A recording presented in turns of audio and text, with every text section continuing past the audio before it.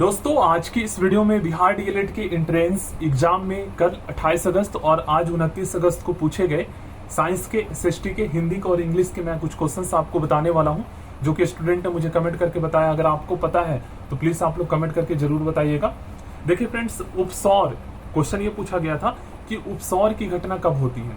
तो देखिए, उपसौर और अपसौर ये पढ़ के आप जरूर जाना, क्योंकि आपके शिफ्ट में, चाहे किसी के शिफ्ट में उपसौर पूछा जा रहा है, किसी के शिफ्ट में अपसौर पूछा जा रहा है।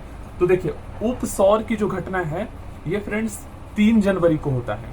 3 जनवरी को उपसौर की घटना, ठीक है ना। जब सूर्य और पृथ्वी सबसे नजदीक में आ जाता है तो उसे उपसौर कहते हैं, और उपसौर 3 जनवरी को होता है। और जो अपसौर होता है ना, ये फ्रेंड्स जुलाई में होता है, 4 जुलाई को, जब सूर्य और पृथ्वी की जो दूरी है वो सबसे अधिक हो जाता है, ठीक है ना। ये हो गया आपका। एक क्वेश्चन ये पूछ रहा है फ्रेंड्स कि सबसे बड़ा नदी मुख बनाने वाली, मतलब सबसे बड़ी मुख बनाने वाली नदी कौन सी है। तो आपको बताना है इसमें हुगली, ठीक है ना। और वहीं पर अगर आपसे पूछा जाए कि सबसे बड़ी डेल्टा का निर्माण कौन सी नदी करती है, तो गंगा और ब्रह्मपुत्र नदी दोनों मिलाकर, ठीक है ना, याद रखिएगा। और एक क्वेश्चन ये पूछ रहा है कि ज्वारीय जो टाइडल एनर्जी होता है ना, मैं देख के ही बता रहा हूँ, जो लिख रखा है मैंने रजिस्टर में, जो टाइडल एनर्जी होता है जिसे ज्वारीय ऊर्जा कहते हैं, जिसमें ज्वार भाटा आता है, जिसके द्वारा ऊर्जा बनाई जाती है टरबाइन को घुमाकर, तो इसकी संभावना भारत में कौन कौन सी खाड़ी में है। तो आपको बताना है, ऑप्शन में 3-4 दे रखा होगा, खंभात की खाड़ी और कच्छ की खाड़ी, जिसे कैम्बे की खाड़ी भी कहते हैं, वे ऑफ कैम्बे खंभात को, और कच्छ की खाड़ी दोनों गुजरात के तट पर ही स्थित है। और तीसरा है सुंदरबन डेल्टा। इन 3 जगह पर ये ज्वारीय ऊर्जा उत्पन्न करने की संभावना है भारत में, ठीक है, ये आप याद रखिएगा। उसके बाद एक क्वेश्चन ये पूछा गया फ्रेंड्स, जीवों की द्विनाम पद्धति किसने दिया, ठीक है ना, मतलब जीवों को द्विनाम पद्धति के थ्रू किसने बांटा। तो ये फ्रेंड्स कैरोलस लिनियस ने बांटा, ठीक है ना, याद रखिएगा। एक क्वेश्चन ये पूछा गया है कि वर्गीकी का जनक किससे कहा जाता है, आधुनिक वर्गीकी का जनक, तो कैरोलस लिनियस को ही कहा जाता है। ओके, एक क्वेश्चन ये पूछा गया फ्रेंड्स कि कौन सी उत्कृष्ट, जिसे हम अकिरीय गैस भी कहते हैं, जिसे नोबल गैस भी कहा जाता है। ओके फ्रेंड्स, कौन सी अकिरीय गैस वायुमंडल में सबसे अधिक मात्रा में पाई जाती है। तो ये है ऑर्गन। ऑर्गन जो गैस है ये वायुमंडल में सबसे ज्यादा होता है, वायुमंडल कार्बन डाइऑक्साइड से भी ज्यादा होता है, ठीक है ना। एक क्वेश्चन ये पूछा गया है, क्रैकिंग गैस किसे कहते हैं।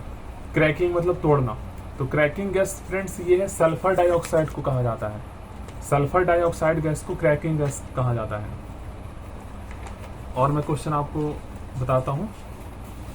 हाँ,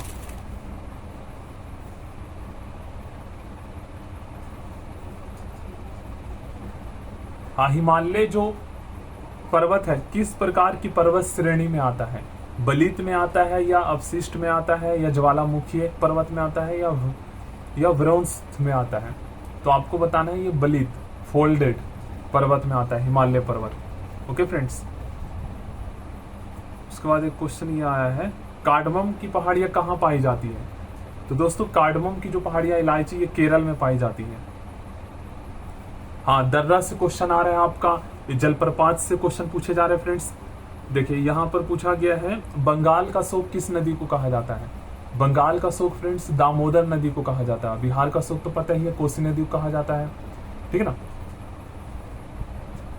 इसमें क्वेश्चन ये पूछ रहा है कि कौन सी नदी जैविक मरुस्थल कहलाती है।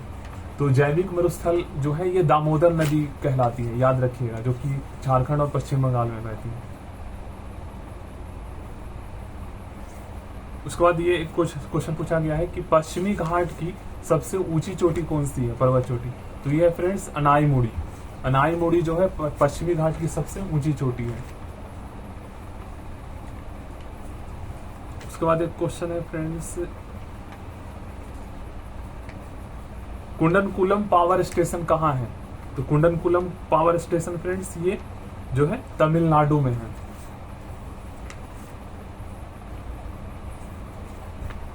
और मैं बताता हूँ।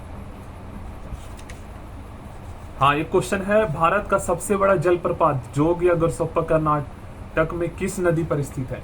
भारत का जो सबसे बड़ा जलप्रपात है जोग गुरसप्पा, जिसे हम महात्मा गांधी जलप्रपात भी कहते हैं, झरने, ये फ्रेंड्स कर्नाटक में है, श्रावती नदी पर, याद रखिएगा, श्रावती नदी पर है ये।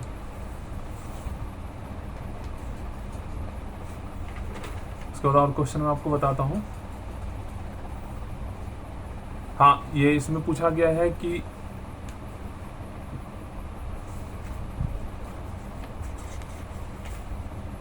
एलपीजी में किसका मिश्रण होता है? तो एलपीजी में आपको बताना है ब्यूटेन और प्रोपेन का मिश्रण होता है। एलपीजी में ब्यूटेन और प्रोपेन का मिश्रण होता है।